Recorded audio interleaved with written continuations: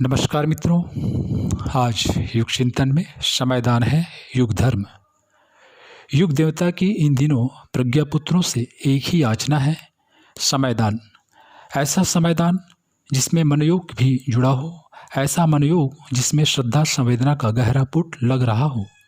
बेगार भुगतने की, चिन्ह पूजा की, विज्ञापन प्रदर्शन की, यश लिप्सा की दृष्टि से कई व्यक्ति परमार्थ प्रयोजनों में यत्किंचित समय लगाते और बदले में येन किन प्रकारेण स्वार्थ सिद्ध करते भी रहते हैं। उतने उथले अनुदाव से युग सृजन जैसे महान कार्य का संपन्न हो सकना कठिन है। मान्यता है कि साधु ब्राह्मण पृथ्वी के देवता कहलाते हैं। इन्हीं दो वर्गों को अग्रगणी कहा जाता है। इसका रहस्यभरा कारण जानना हो तो उनकी इस विशेषता को समझना होगा, जिसमें वे भौतिक लाभ लोभ को विसर्जित करके अपनी समुची सामर्थ्य परमार्थ प्रयोजन के निमित्त नियोजित करते हैं। ब्राह्मण वे जो अपनी भौतिक आकांक्षाओं को न्यूनतम स्तर पर उतारने और औसत देशवासियों से अधिक नहीं वरन कम में ही अपना निर्वाह चलाते हैं। युग चेतना ने जागृत आत्माओं से एक ही मांग की है, नव सृजन के लिए समयदान। भगवान ने समय समय पर अपने प्राणप्रिय भक्तों से विविध प्रकार की याचनाएं की हैं, इसलिए नहीं कि वे दरिद्र, अपंग या असमर्थ हैं, वरन इसलिए कि भक्तों को इस बहाने अपनी प्रस्तुत उत्कृष्टता को प्रखर बनाने का अवसर मिल सके। याचना और अनुदान का परीक्षा क्रम न चलता तो भक्त परंपरा में मात्र पाखंडी भर ही रह गए होते और सच्चे झूठे की परख ही संभव न रहती। उदाहरण स्वरूप, जिनके पास अर्थ साधन नहीं थे, उन केवट धीमर जैसों ने अपना श्रम समर्पित किया था। इस प्रसंग में गिलहरी जैसे शुद्र प्राणी भी पीछे नहीं रहे। भावनाओं की दृष्टि से जो सर्वथा छूछ हो उसकी बात दूसरी है, अन्यथा 20 घंटे शरीर परिवार के निर्वाह में लगाकर 4 घंटे युग धर्म के निमित्त लगा सकना किसी के लिए भी भारी नहीं पड़ना चाहिए। महीने में 29 दिन की कमाई से गुजारा करने में किसी उदार व्यक्ति को तनी भी कठिनाई नहीं होनी चाहिए। एक दिन की आजीविका ऐसे पुण्य परमार्थ में लगा सकना किसी के लिए भी भारभूत नहीं होना चाहिए, जिसे उज्ज्वल भविष्य का आधारभूत कारण और निर्धारण समझा जा सकता है। इसी बात को यूँ भी समझा जा सकता है कि भगवान ने परिवार के एक सदस्य के रूप में अपना स्थान बनाने का निश्चय किया है। क्या उन्हें इस रूप में स्वीकार किया जा सकेगा? प्रज्ञा अभियान विशुद्ध रूप से युग देवता का मूर्तिमान प्रतीक प्रतिनिधि है। क्या उनके निर्वाह व्यय में इतना कुछ किया जा सकेगा जितना कि एक नया बालक परिवार में और जुड़ जाता तो उसके लिए क्या किया जाता? सच्चाई कहती है कि ऐसा खांचा बिठाकर सकना नितांत शक्य और सरल था। फिर कठिनाई कहाँ अड़ गई, जिसके कारण समयदान अंशदान की मांग को न्यूनाधिक मात्रा में भी पूरी कर सकना शक्य नहीं हो रहा है।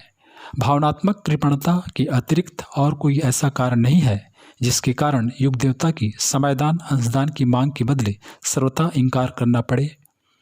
समयदान का प्रयोजन, समयदान किस प्रयोजन के लिए?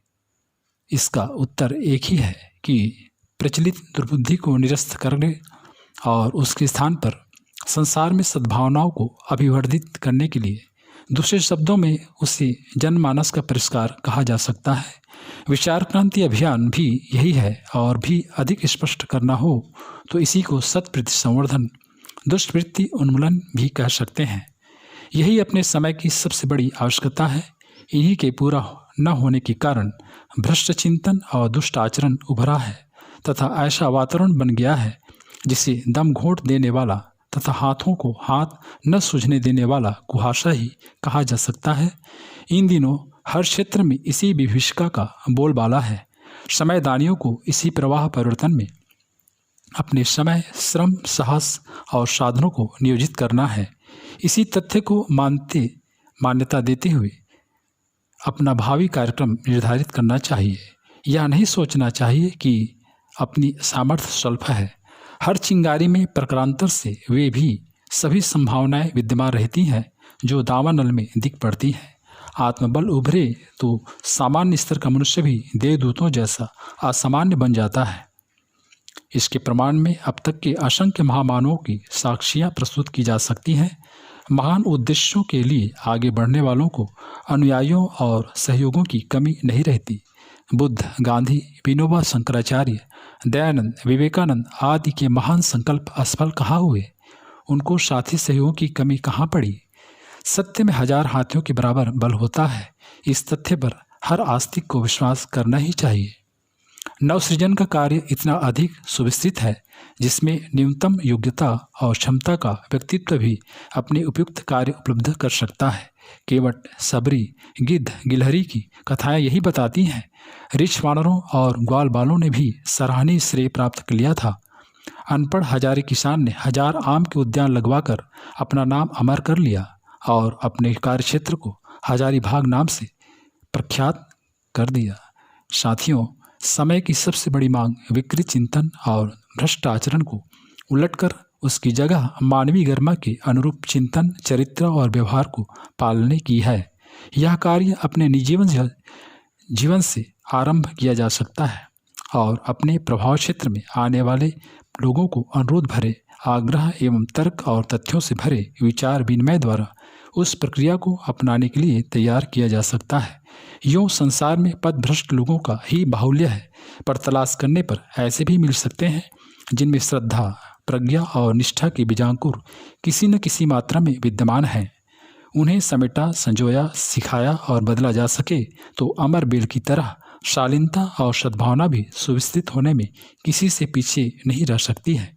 इसके लिए स्थूल प्रयासों के साथ साथ आध्यात्मिक पुरुषार्थ भी किए जाने आवश्यक हैं।